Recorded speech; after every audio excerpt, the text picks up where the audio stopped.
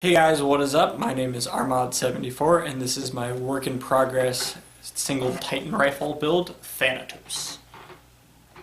It's hard to fit in the frame. There you go. Okay, so just to get it out of the way, yes, there was a slight incident and the front piece came off, but I'm going to reattach it later. If anything, I'm glad it came off now rather than when all the bodywork was finished, because that'd be a pain. But anyway, Thanatos is a single Titan rifle put inside of a long shot shell. I used a deploy back section here to house the tank in an aesthetic manner as opposed to just having a tank sticking out of the back. It has a cool bolt action system, which I'll go over later. And then the front section is made up of a front gun. Now this integration is done different from your normal long shot front gun integration where you just slap the bottom part on.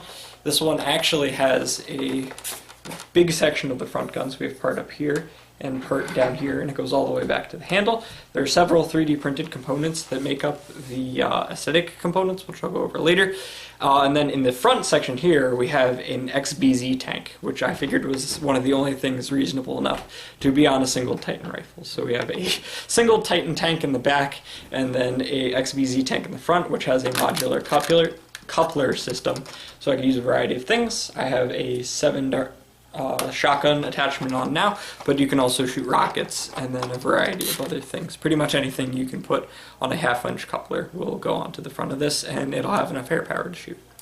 Okay, there's a lot going on here, so I'm going to just go section by section, but starting with the back, we have the pump intake. This isn't permanently mounted on because I'm not sure that this is the pump I want to go with. It seems to fit the profile pretty good, but also, you know, in the future this could be a cool HPA build, so we don't want to take away that potential, so I might make a temporary mount that goes inside the stock like that, and then holds it at about that angle, and then it has a cool gauge at the bottom, which I like, so you can see how much PSI the main tank is at.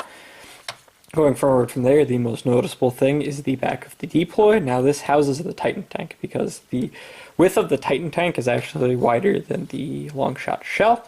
So this just sort of covers that up and gives it a cosmetic flow that'll, you know, A, aesthetically fit in, but B, also functionally can hold the tank. The integration is done mostly with various epoxy glues, and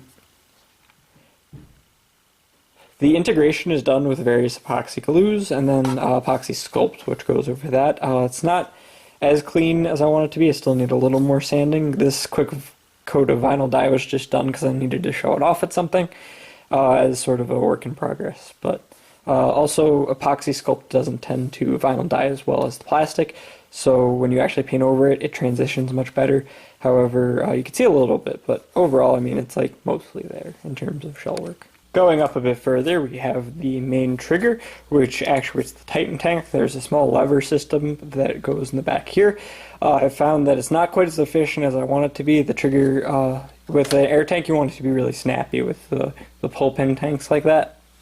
So I found I'm losing about 15 to 20%, probably closer to 15% of the FPS with the system I have currently. I think the metal rod I'm using for the lever is a little too flimsy. That's just my opinion though, and I need some more testing, and I have very little way to confirm that, so I'm going to probably 3D print a whole system to go in there. That'll come at a later date. For right now, it shoots, which is, I guess, what matters, but when it's a completed project, I want it to shoot the correct way. Okay, moving up a bit, we have this slot for the breech. It's a custom 3D printed piece I made just for this. It goes around 1/2-inch PVC. It's sort of cosmetically appealing. It's got like a 2-tier type of a thing going on, and then that's also, you know, glued on, and then epoxy putty around that, and then sanded to look smooth.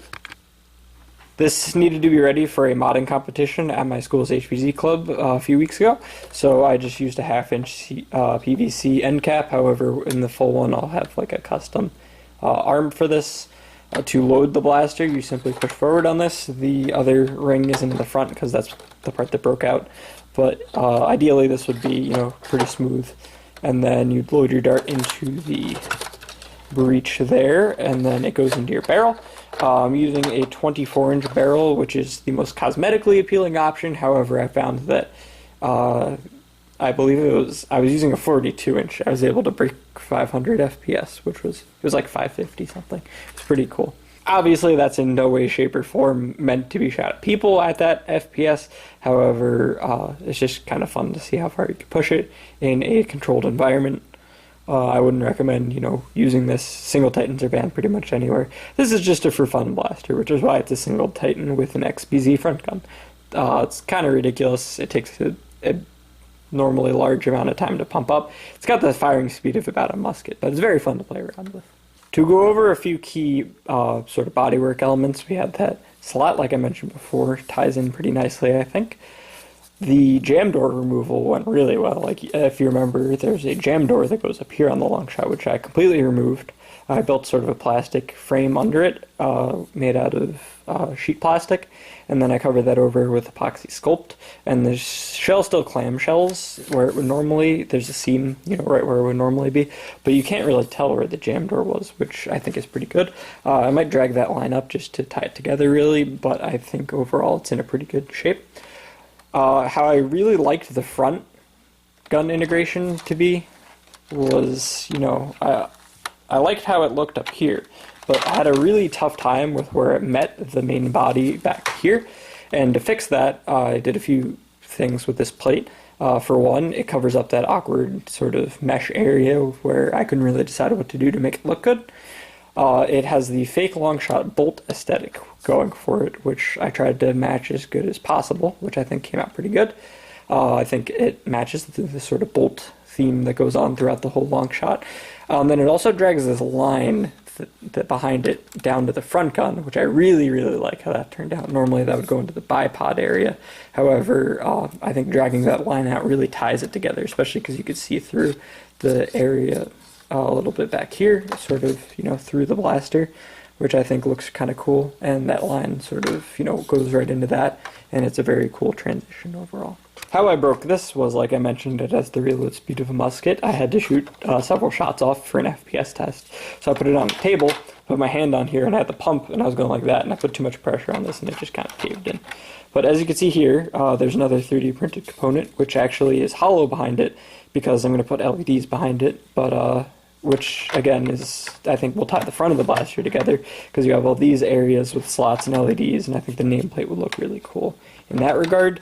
So we'll do that, and that'll say Thanatos on this side, and on the other side, if I could flip it around real quick, it says Rmods 74. I have the middle pieces, which I'll put back in for the lettering, sort of in a baggie, but for right now, it's fine. So yeah, I think the LED aesthetic will really tie together the front. Now going over the front gun integration, this is kind of cool.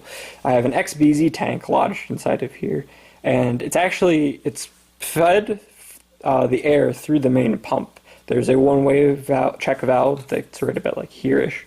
So it gets fed through the main pump, so there's not an individual pump. And there's no actual trigger up here to actuate the XBZ tank. You pull back on this just slightly, and it shoots the XBZ. Now, one thing that I need to work on is it's a little tight, just because of how I had to remove the second peg here, so this tends to wobble and go forward a little bit, which makes it hard to pull back. So I need to figure out some way to keep that straight when you're pulling it back, which will make it much smoother. I forgot to mention, but another key feature of the bodywork on this blaster was removing the bolt, because normally, there'd be a hole where the bolt would go forward and back.